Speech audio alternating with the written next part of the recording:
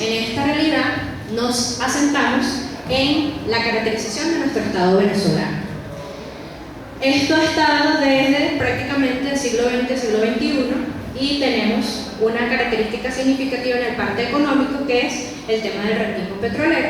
Hemos estado siendo un país monoproductor y no hemos diversificado nuestros otros ingresos económicos, lo cual hace que dependamos única y exclusivamente de la renta petrolera, lo cual nos limita en el funcionamiento y las acciones de diferentes programas.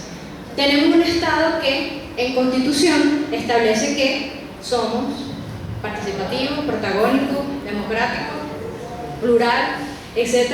Artículo 2 de la Constitución. Sin embargo, en la práctica de derecho, de justicia y de... Exacto. En la práctica vemos que esa circunstancia establece que tenemos un Estado interventor y centralista, lo cual entonces entra en contradicción un poco con lo que dice la teoría y lo que en la práctica tenemos verdaderamente. Un sistema político que bien se puede compaginar, concatenar con el artículo anterior, con el tipo de Estado que supuestamente tenemos, pero que es democrático, federal, descentralizado, y lo pongo entre comillas porque vemos cómo la práctica de la administración pública está orientada a que todo se centralice al aspecto del Ejecutivo Central. Con vestidos de dictadura, guerrilla, periodo de persecución y un poco poca calidad democrática. Entonces, bueno, nosotros tenemos una historia muy particular donde en la década de los 60 fue muy controvertida. Eso se supera, sin embargo, en la actualidad tenemos todo una especie de complejidad en el tema de cómo es el sistema político y cuando teóricamente lo tenemos visualizado. Un modelo de desarrollo basado, obviamente, en el tema del rentismo petrolero, porque estamos hablando de un tema de monoproducción. Lo que hace que la gestión y el nivel de poder y la gestión del gobierno sea de un poco territorial, pero con una división de poderes que en la práctica no es tan visible y no es tan real, que a la hora de desarrollar planes, programas y proyectos nos da como resultado que las acciones no llegan a donde tienen que llegar y no tenemos los resultados esperados. Siguiente, por favor. Entonces, eso nos lleva a preguntarnos cómo podemos gerenciar en el contexto venezolano. Esos son parte de los retos que nosotros como gerentes de nuestro rol de trabajador social tenemos que identificar. Primero, saber que la constante aquí es el cambio. A la hora de desarrollar todo nuestro esquema de planificación y actuación, tenemos que saber que eso es una constante significativa. Utilizar la incertidumbre, que es lo que usualmente se tiene, como una herramienta de planificación. Yo sé que es complejo cuando no se tiene información y cuando no se sabe, poder planificar en un proceso de incertidumbre, en un escenario de incertidumbre, pero sí se puede hacer con ciertos indicadores.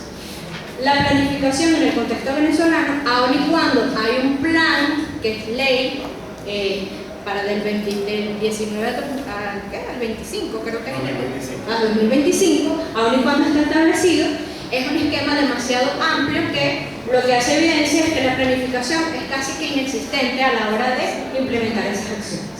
Hay, como bien hicieron referencia con el tema de las TIC y las necesidades y todo el tema de la gobernanza y la gobernabilidad, nuevas exigencias sociales por parte de la colectividad, lo cual nos establece un tema de que tenemos que saber cuáles son los retos tecnológicos que a nivel global se están implementando para nosotros poder irnos y montarnos sobre la ola. Tenemos presupuestos cada vez menores, lo que se trabaja en instituciones públicas, sabemos que los presupuestos se van reduciendo cada vez más. Eso también afecta a la sociedad, a las organizaciones privadas, que también van disminuyendo los presupuestos a la hora de lo que es la inversión o el gasto social. Hay prioridad de la inmediatez. Yo quiero que me resuelvan ahorita. No hay proyección. Es decir, la complejidad que tenemos en estos momentos es resolver lo que está en la actualidad. Fíjense que el profesor hace mención a los objetivos de milenio, que es hasta el 2030. Nosotros estamos en el 2019 y yo creo que ni la cuarta parte de los objetivos del milenio nosotros lo hemos tenido presentes en cada uno de los procesos de planificación, tanto en las instituciones públicas como en las privadas. Entonces, bueno, tenemos que saber que hay una polaridad significativa en lo que es el tema ideológico. Hay una identificación político-partidista que también es importante considerar a la hora de desarrollar procesos gerenciales. Tenemos que saber que hay que hacer una mezcla o un match o una combinación de los enfoques y los modelos gerenciales para poder desarrollar el trabajo. Y por último, hay un predominio, no solamente desde el punto de vista privado, sino también del público, del modelo normativo. Tenemos que establecer y planificar desde lo que nos manda la Constitución, en este caso, o las normativas. Ante dicho contexto, nos podrían surgir las siguientes interrogantes para nosotros como trabajadores sociales en el rol de agente social. ¿Cuál es el rol de trabajador social en un escenario donde la constante es el cambio y la incertidumbre? ¿Qué nos corresponde hacer? ¿Hacia dónde se dirige el quehacer profesional en la gerencia social basado en ese contexto? ¿Qué tipo de formación, viéndonos desde nuestra perspectiva de la escuela, nos corresponde tener como profesionales en esta área? Y por último, ¿cuál sería la intervención del trabajador social en su rol como gerente social en un escenario donde las instituciones públicas son débiles, existe poco presupuesto, así como poco profesionalismo y poco profesionales técnicos, porque ya hemos visto y se ha conversado durante la mañana el tema de la migración y las acciones en ese caso? Son preguntas para la reflexión que se pueden discutir más adelante, pero en este momento no tenemos poco tiempo. Entonces, en este caso, ¿cuáles serían nuestros retos? Planificar en crisis e incertidumbre. Sé que es complejo estar y desarrollar una planificación donde tú no sabes si el día siguiente o dentro de media hora se va a ir la luz. No sabes si vas a tener internet. Entonces, bueno, hay que maniobrar bajo esos esquemas. Entonces nos toca planificar en esas circunstancias. Y siempre vamos a estar, como dicen por ahí, en el ayayay, corriendo porque tenemos encima el tema de la inmediatez. Tenemos que emplear herramientas diferenciadas. Lo que hablábamos, por lo que se habló durante el día, de hacer uso de las TIC, el tema de saber qué hay en otros contextos, cuáles han sido las buenas prácticas y lecciones aprendidas en otras realidades, es sumamente importante, porque a pesar de que seguimos teniendo una diferenciación, como hicieron mención hace rato, de que, bueno, ¿con qué hizo el municipio Sucre en función de planificación o de gerenciar el tema de la política social? A lo mejor lo que ellos hicieron me funciona a mí en otro municipio a nivel del país y podemos desarrollar esta práctica. Comprender los contextos, saber, preguntarse. Yo sé que es complicado establecer cuáles son los indicadores reales de la situación del país, pero hay que tener mínimo lo que nos corresponde a nosotros dentro de nuestra propia organización para poder desarrollar y poder planificar. Incentivar la formación y la actualización. Esto es sumamente importante. Siempre que sepamos qué se está haciendo, podemos ir apostando por la diversificación y saber cómo vamos a desarrollar el trabajo. Por supuesto, fomentar los liderazgos. El gerente, y para esto es sumamente importante Eduardo Martí, que ha hecho mención sobre esto, una diferenciación significativa acerca de quién es gerente y quién es líder. Entonces es importante que el gerente, aparte de ser líder, pueda incentivar dentro de su equipo de trabajo el liderazgo rotativo. Apoyarse con diferentes actores. Es decir, yo como gerente no soy el único que puedo solventar todas las problemáticas, sino que hay otras personas con otras habilidades y otras herramientas que también pueden aportar en este proceso y de esa manera desarrollar. Proyectar, es decir, planificar, combinar acciones gerenciales, tomar elementos de los diferentes enfoques de la gerencia que tenemos en estos momentos, los novedosos que es usualmente Yoshi-Time y Kaizen, que son los que estamos usualmente en boga, o la calidad total o la reginería, tomar ciertos elementos de cada una y poder implementarlos. Y por supuesto, apropiarse de las TIC como una herramienta fundamental a la hora de gerenciar diferentes escenarios. ¿Siguiente? Y ya eso es todo. La última parte o parte del reto que tiene el gerente social, y que no lo coloqué allí y lo vamos a visualizar con un pequeño video que yo traje, es el tema de hacer equipo de trabajo. Usualmente el gerente pareciera ser una isla que está por encima de cada uno de los colaboradores, pero es sumamente importante que la persona que gerencie y que esté en ese puesto sepa desarrollar en los demás colaboradores las habilidades para trabajar en equipo. Entonces, es sumamente importante como reto del gerente social el tema del liderazgo y el tema del trabajo en equipo. Señorito José, el video, por favor. Es un video cortito.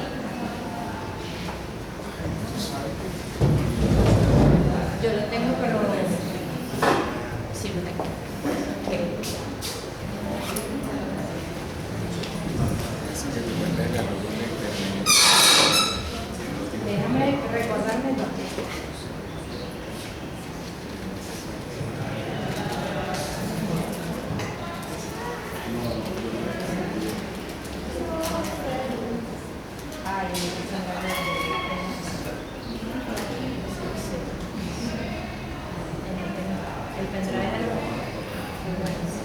Lamentablemente no se puede mostrar el video porque no sé.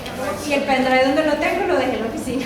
Se me mandan los correos. Exacto, queda pendiente la deuda del video, se los enviamos a los correos que están anotando por allí. Para, igual que el material de todas las presentaciones, también se va a enviar para que tengan conocimiento de todo lo que se habló aquí hoy y puedan además replicarlo. Sobre todo para los estudiantes de gerencia de la política social de todas las secciones, sobre todo los que estamos con el profesor José Gabriel. Ok, para finalizar vamos a invitar a todos los ponentes para que suban arriba un momento. Si hay preguntas es la oportunidad para que pues, vayan formulándolas y pues abramos el debate de todo lo que conversamos durante toda la mañana.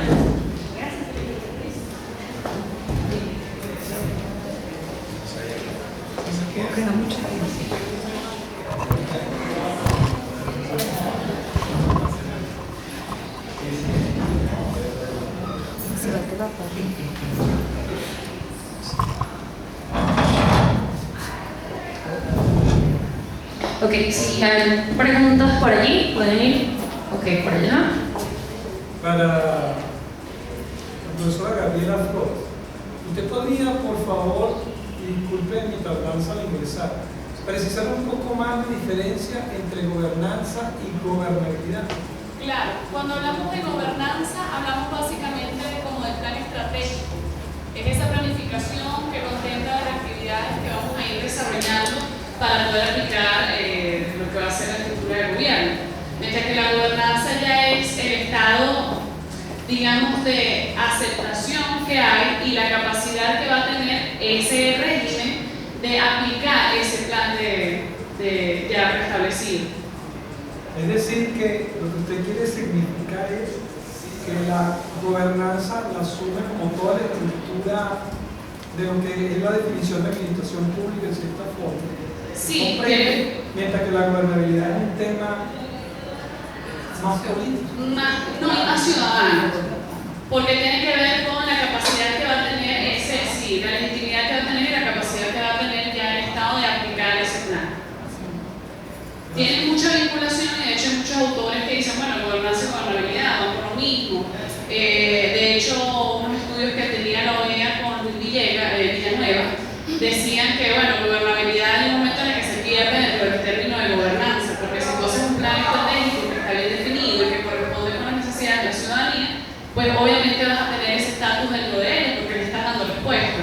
Entonces hay un momento en el que se difuso y por eso el tema de gobernanza y gobernabilidad, hay muchos textos también se ven como uno solo. Gracias.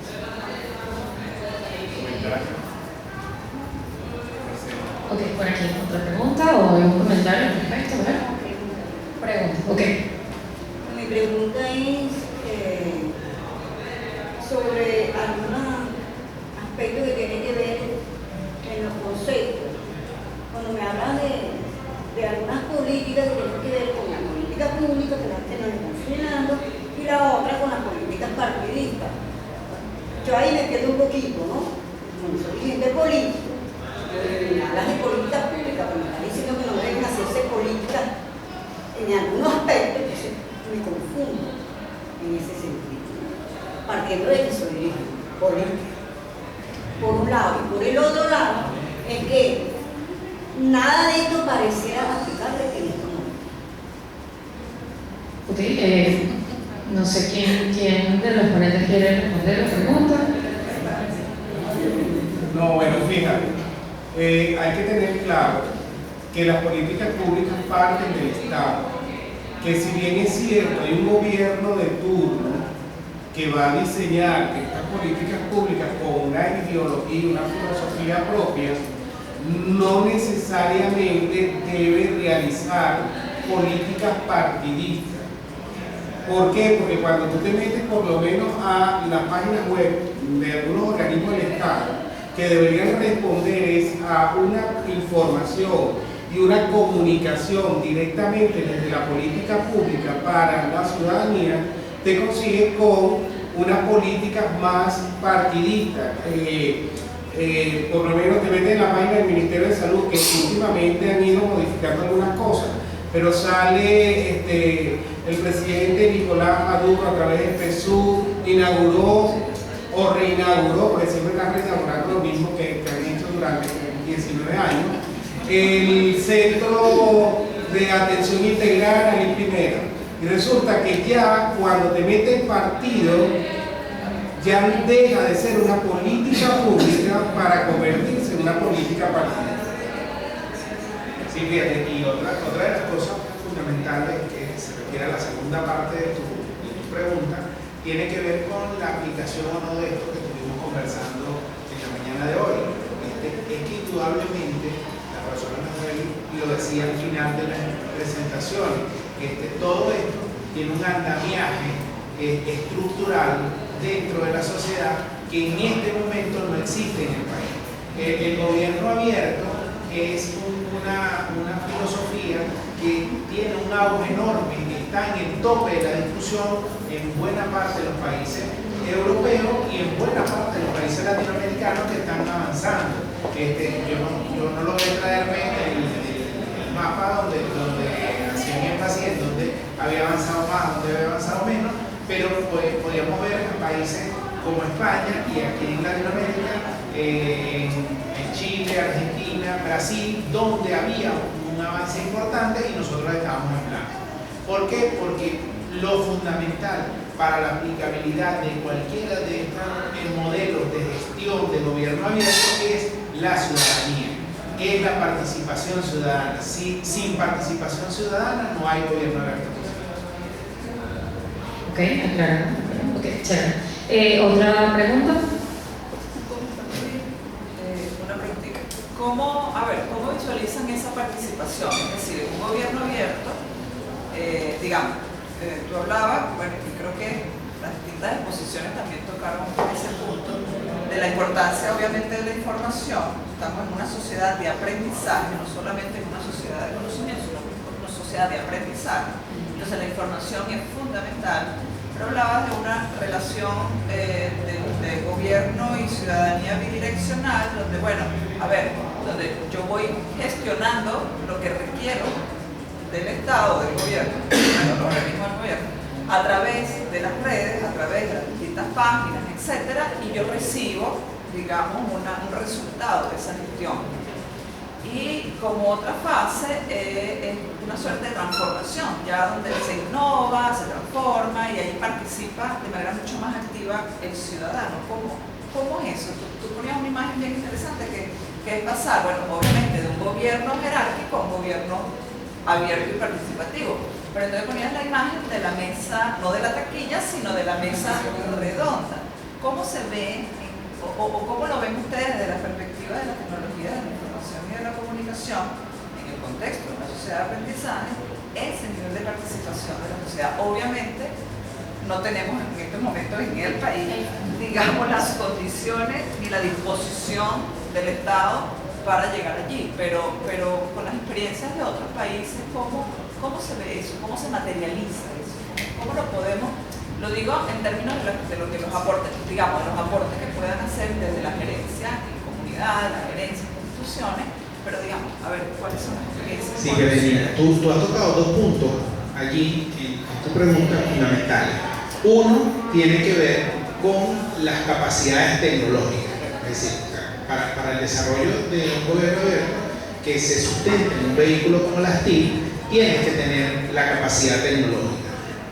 En otros momentos aquí hubo experiencias importantes teniendo esa capacidad tecnológica, pero nos olvidamos de lo fundamental que era la alfabetización tecnológica de la ciudadanía.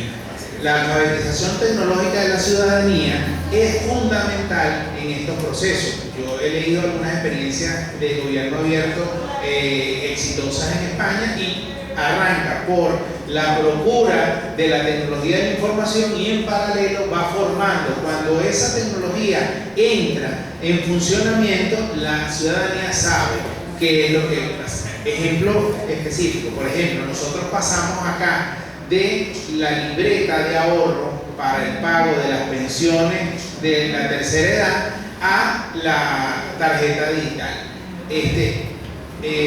Los más jóvenes no tuvieron mayores inconvenientes, pero los abuelos sí tuvieron inconvenientes enormes para que tenían que recibir el acompañamiento de otras personas que en algún momento pudieran estar sincronizando eso. Esa alfabetización tecnológica aquí no ocurrió vía el Estado, que era el que estaba implementando la política.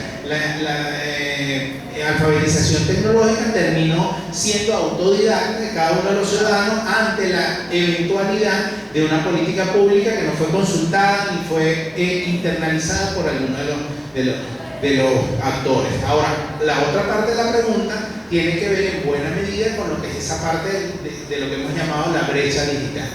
Nosotros en este momento, con respecto a otros países, nos hemos quedado atrás, pero años luz. José lo visualizaba en alguna de las láminas. Yo les voy a dar unos datos mucho más específicos. Por ejemplo, nosotros hace 4 años nos conectábamos a entre 8 y 9 megabits por segundo, era la velocidad, nuestro ancho de banda, y Bolivia, Ecuador, Perú se conectaban a 5 megabits por segundo. Nosotros en este momento, a duras penas, nos estamos conectando a 1.8, a 1.9. Hoy casi que no llegamos a 1. Nosotros tenemos una actividad en la universidad porque está montado bajo un esquema online, que es la prueba interna para el ingreso a la universidad, y no hay el ancho de banda disponible por el primer proveedor de ancho de banda del país, porque no da la capacidad para operar con eso. Entonces tenemos que resolver hoy esa parte para mañana volver a activar todo ese tipo de cosas. Y hoy en día esos que se conectaban a 5 megabits por segundo se están conectando a 12 y a 15 megabits por segundo. Por eso cuando la gente cruza la frontera con un teléfono inteligente, ve inmediatamente las diferencias. Por lo tanto, el gobierno abierto no está centrado en el gobierno, sino en el ciudadano. En el ciudadano, en la participación. Y es necesaria la formación. Ok, primero la profe Jennifer, que la tenía por acá, luego Roxana, luego la profe Margarita y un comentario que veo que en todas las ponencias se planteó el asunto de la transparencia, y yo creo que la herramienta de las TIC asociada a la gerencia social nos plantea el reto de la lucha y de la prevención de la corrupción, que es un gran problema que tenemos nosotros, y bueno, también en la región latinoamericana hemos visto los escándalos de corrupción y los delitos que se cometen contra la ciudadanía, contra el Estado, contra el patrimonio. Entonces creo que eso es algo muy importante que debemos tener presente y destacar en todas las ponencias. Y si alguno de ustedes quisiera ahondar en ese aspecto, sería bueno para tener esos elementos claros, llevárnoslos, porque como gerentes, potenciales gerentes sociales, gerentes públicos que estamos aquí, los estudiantes fundamentalmente, creo que hay que actuar en función de esos principios que ustedes plantearon y en miras de evitar estos flagelos que tanto daño nos han hecho. Es otra cosa. Mira, yo creo que es un punto bien importante y fundamental, pero para las universidades, porque ya hablamos de ética. Y cuando tú comienzas a utilizar la tecnología, que se la dan a los estudiantes, que se gradúan y tienen un título, tú les estás diciendo, ten esta herramienta, utilízala, y utiliza la gerencia en la que tú vas con todos esos elementos para que la gente sepa lo que tú haces. No es cierto que nosotros no les damos y que no tienen información. Sí la tienen. Uno no acepta aquellos que no tienen información, que no tienen títulos. Pero la ética es fundamental para la transparencia y para el buen gobierno.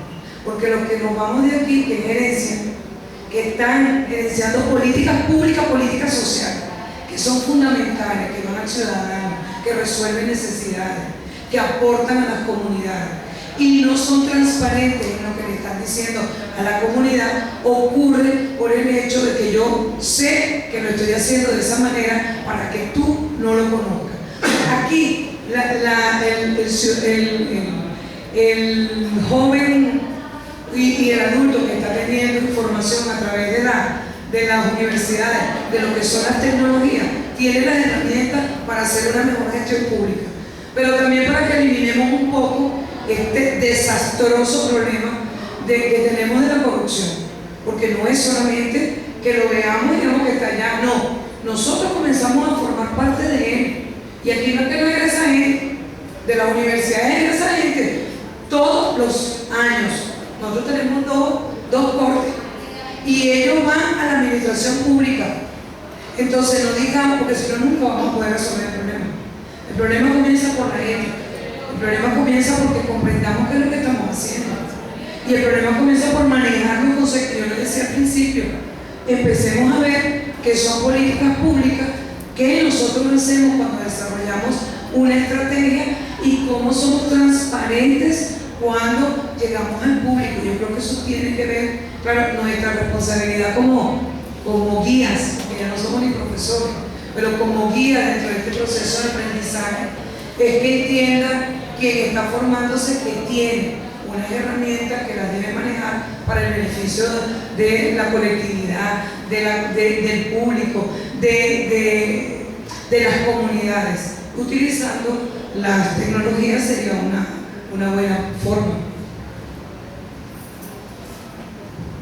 Roxana y luego el profe. Bueno, un comentario y también preguntas que me puedan responder. Bueno, como decía la profesora Nazarena, uno de los retos actuales, bueno, hay que adaptarse al constante cambio y pues desarrollar estrategias que, bueno, se maniobren dentro de ese terreno tan inestable. Entonces, bueno, eso es parte de vivenciar, eso es parte del ejercicio de la creencia. Entonces, bueno, lo que me llama la atención es que ahora con el tema de las TIC, no solo desde que existen, sino hablando en el contexto de Venezuela y los problemas que han surgido, sobre todo en los últimos años, me imagino que ustedes ya tienen experiencias de proyectos sociales y demás, antes digamos, de la crisis realmente fuerte y de ahora, pero si bien la crisis es ahora, el auge de la tecnología de comunicaciones ha sido también incluso en los últimos años. Entonces quisiera que comentaran al menos, o sea, las diferencias, los retos, porque algo que sabemos, bueno, la administración pública no está respondiendo a todas las necesidades de la población, y todos estos proyectos o iniciativas privadas, individuales, buscan de alguna forma, como decía la licenciada Gabriela, responder y pues cubrir algunas de esas responsabilidades del gobierno. Entonces,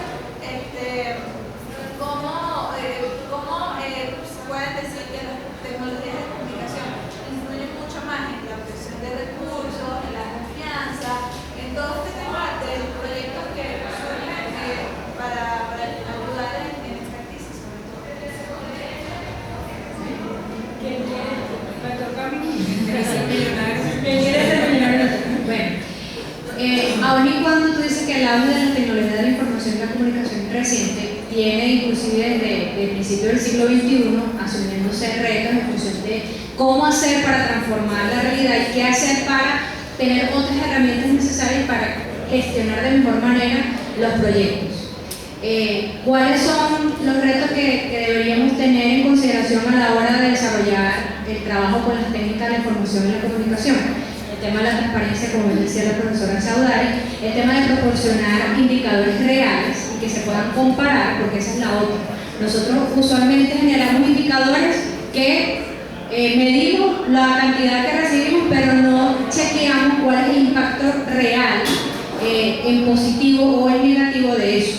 Tampoco visualizamos el tema de las buenas prácticas de lecciones aprendidas. O sea, una cosa es que tú utilices una herramienta para gestionar un proyecto, pero tú tienes que visualizar cómo fue la implementación de ella en la realización o la ejecución del proyecto y saber cómo ajustar en la medida de lo posible, porque si no vamos a estar todo el tiempo aplicando la herramienta pensando que lo estamos haciendo de la mejor manera posible y resulta que la obtención final no es la que estamos queriendo precisar. Entonces, yo creo que el tema de la transparencia, de generar indicadores, de visualizar el tema de las buenas prácticas de lecciones aprendidas son los retos que nos corresponde lidiar con el tema de las TIC, saber cuánto vamos a gastar, el tema de planificar y presupuestar en línea, eso es un momento importante. Hay muchísimas herramientas para poder desarrollar procesos gerenciales dentro de las técnicas de la comunicación e información, como Trello, por ejemplo, que te ayuda a establecer por diferentes programas diferentes proyectos que tú puedes ir haciendo seguimiento con cada una de las actividades. Eso sí, tienen que ser actividades que tú sepas que vas a desarrollar.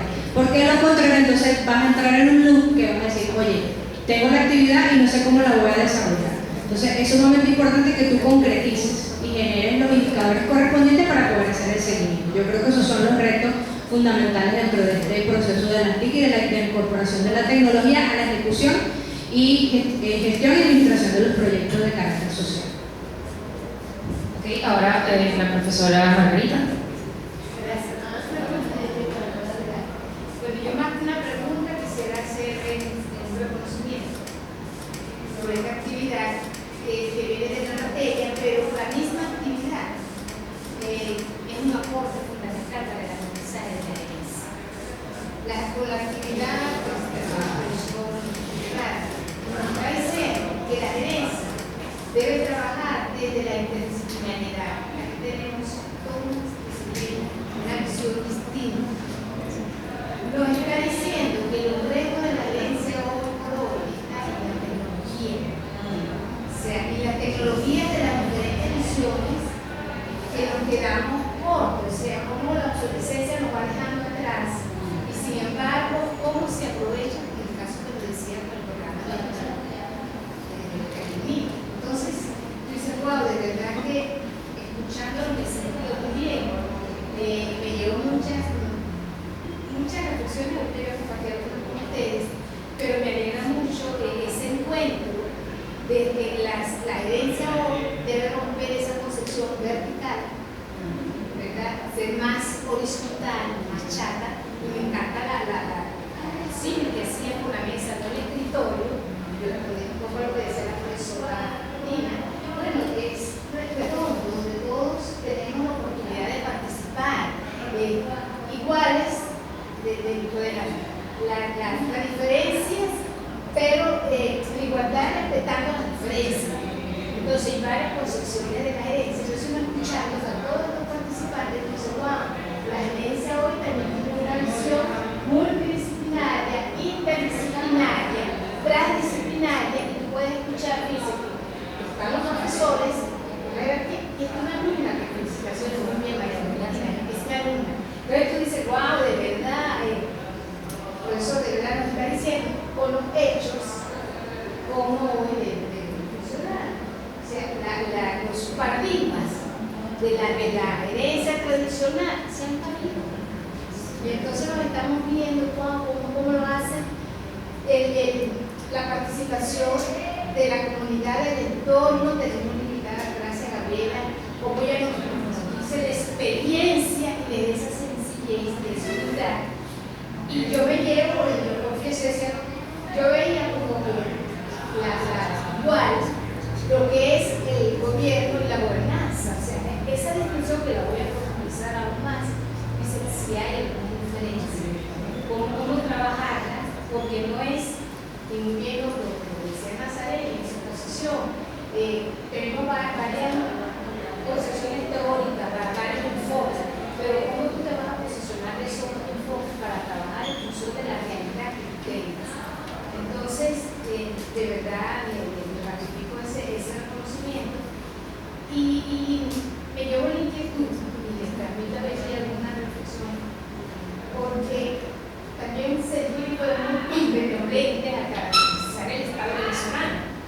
sea, porque la gerencia tiene que ubicarse en un contexto, en un modelo de país, en un modelo social.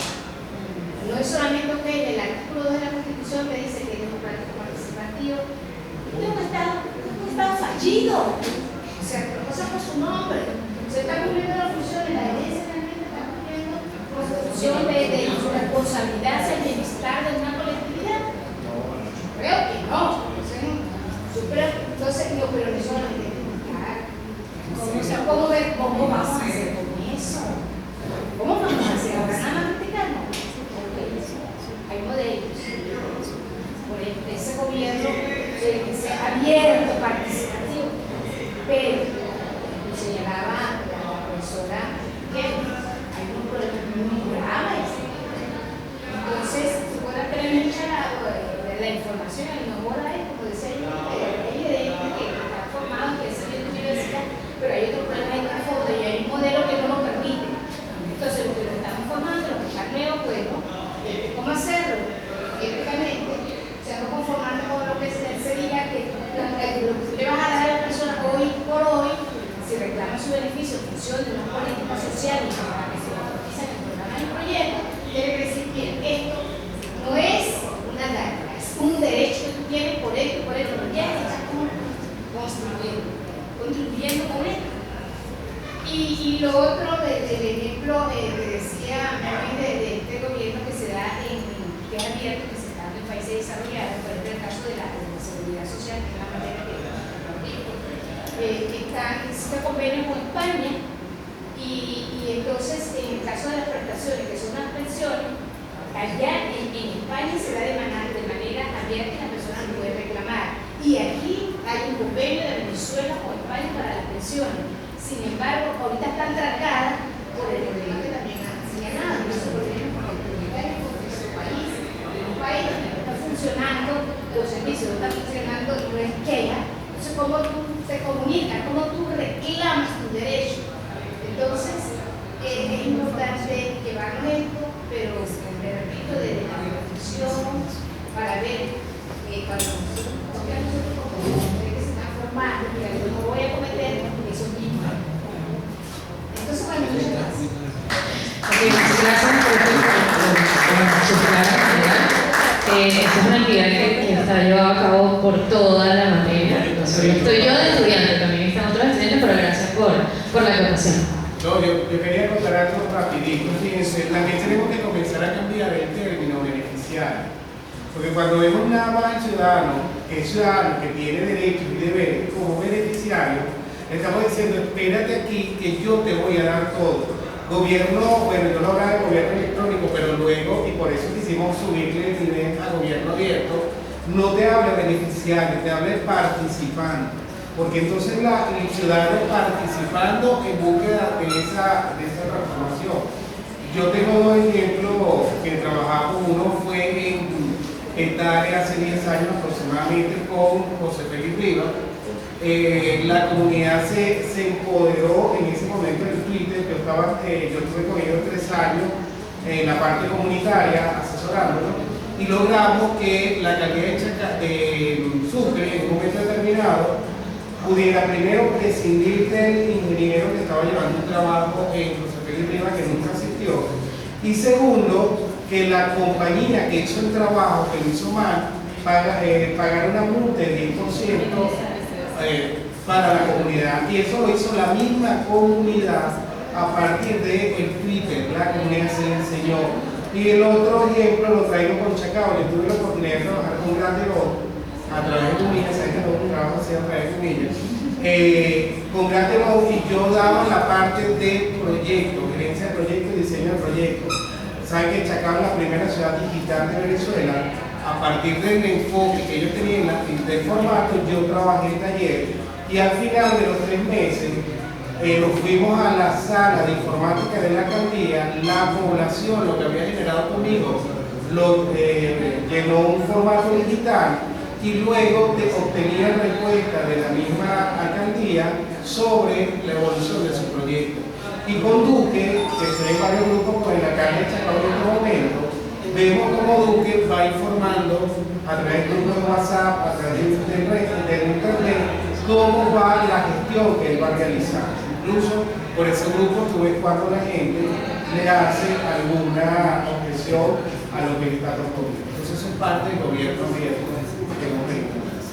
Yo quería hacer una aclaración muy rápidamente de unos conceptos que no tocamos aquí para no darle más larga a las presentaciones, pero también hoy en día manejamos los conceptos de política 2.0, democracia 2.0, que tienen de alguna manera elementos de incorporación de elementos de la tecnología de la información al quehacer político y a la parte de la toma de decisiones en democracia. Yo les sugeriría, si quieren ver un nuevo enfoque de los personajes de Estado manejándose en las redes sociales, que siguieran a Nayib Bukele, el presidente de El Salvador, que está tomando decisiones de Estado vía Twitter y asumiendo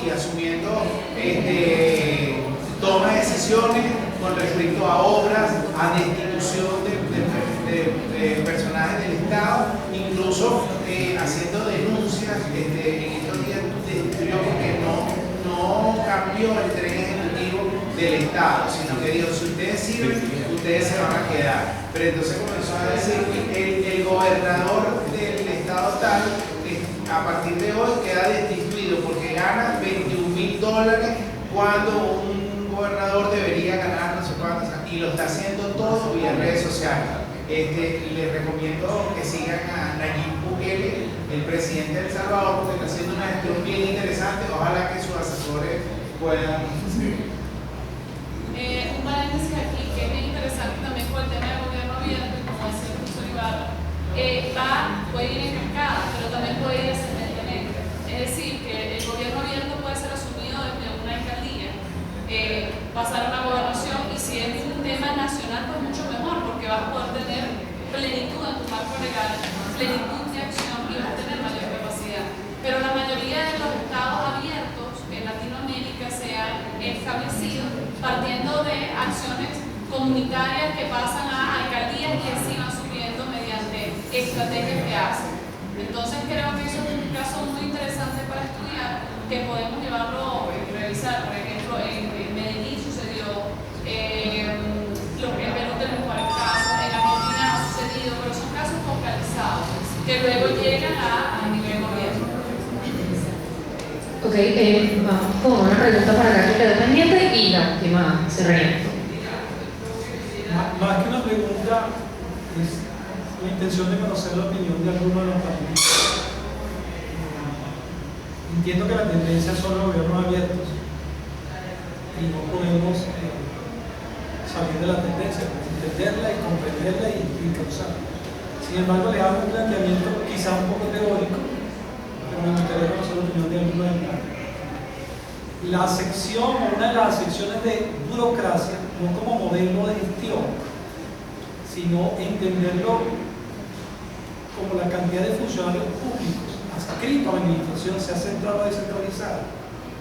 Se interpreta que en Latinoamérica en general es más gente de la necesaria. Eso no entra en cierta contradicción cuando nos planteamos que cuando vayamos hacia un gobierno abierto, por la implementación de tecnología, optimizamos procesos y obviamente deberíamos tener menor cantidad de funcionarios públicos, como bien definieron a la diapositiva, servidores, la definición que queramos dar. Entonces el planteamiento sería el siguiente. En el marco de las definiciones que tú dabas de gobernanza y gobernabilidad, ¿cómo nos planteamos en Latinoamérica? Yo evito hacer connotaciones, primero porque soy funcionario del Estado, y evito que el tema académico pierda y se sesgue hacia la temática o al sesgo político. Entonces pretendo muy cuidadosamente ponerlo en el sentido académico para evitar los sesgos. Por eso les pido un poquito de paciencia en el planteamiento para no sesgarme y evitar una diatriba que no es la pertinente en el escenario. Prosigo, entonces, ¿cómo me planteo?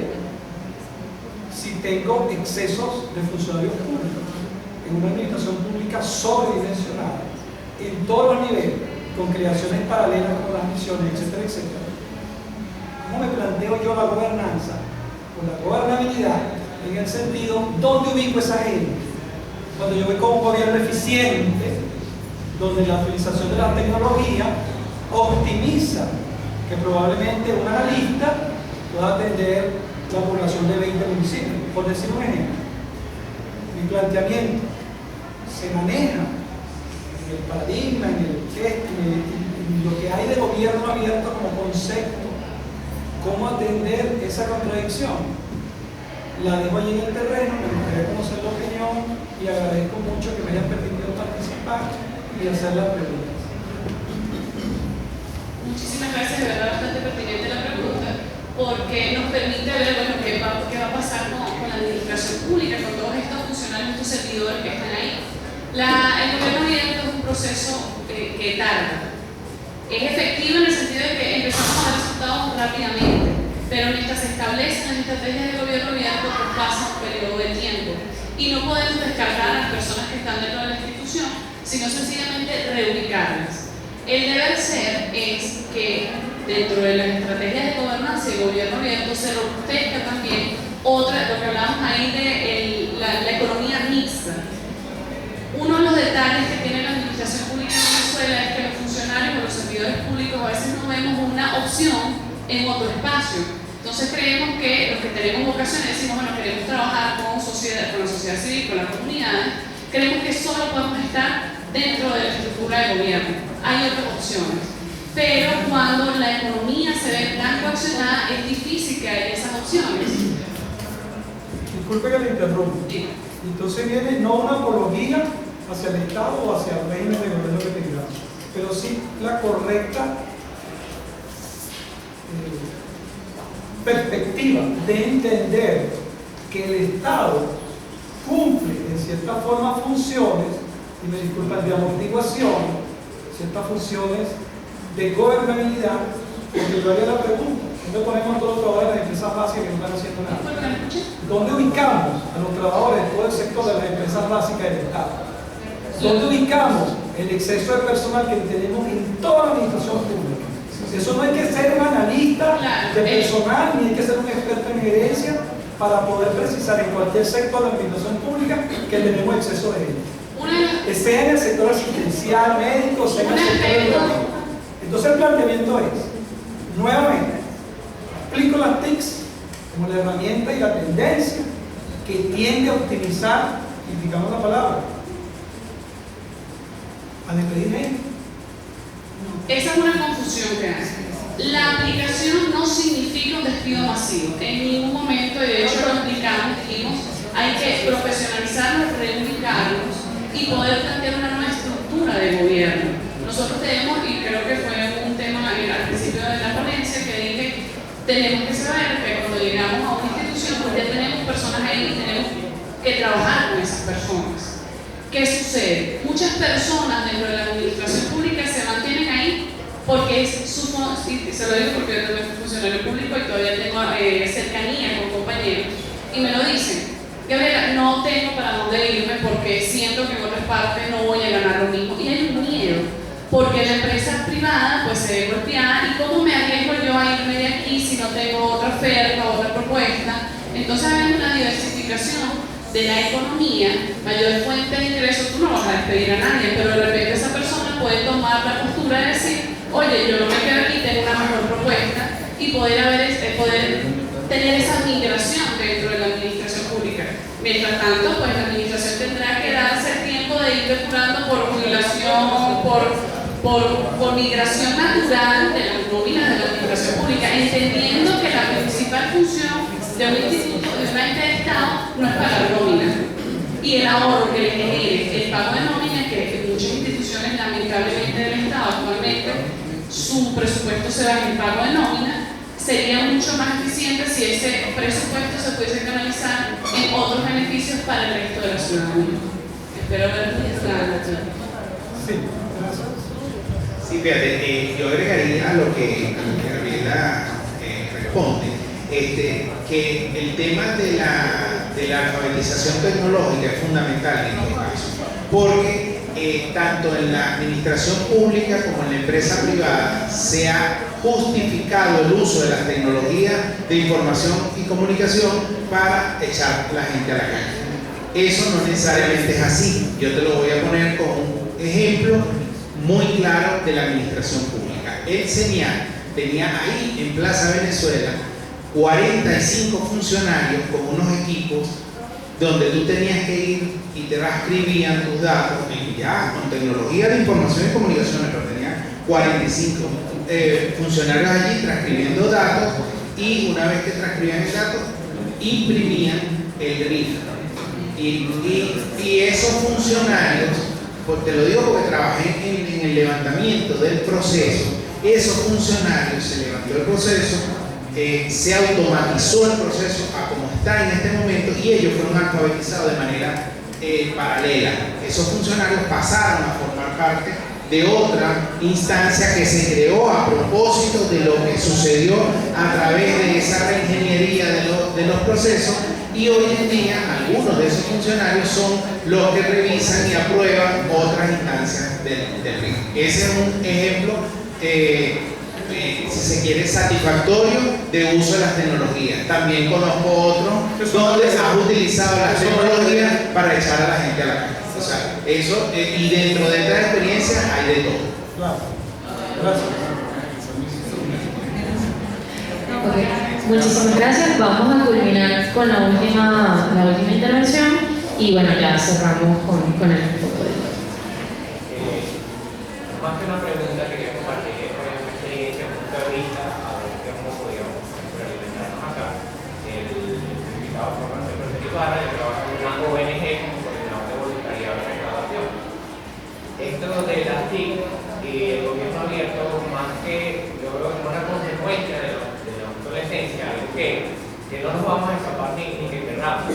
Por ejemplo, nosotros como ONG, como muchos ONG de Venezuela, que ha tomado el protagonismo de la calle como pioneros en atacar problemas o vulnerabilidades que deberían ser atacadas por el gobierno, por las instituciones correspondientes, y la sociedad ha evolucionado para no quedarse atrás a través de la ONG, a través de los líderes comunitarios, sin políticas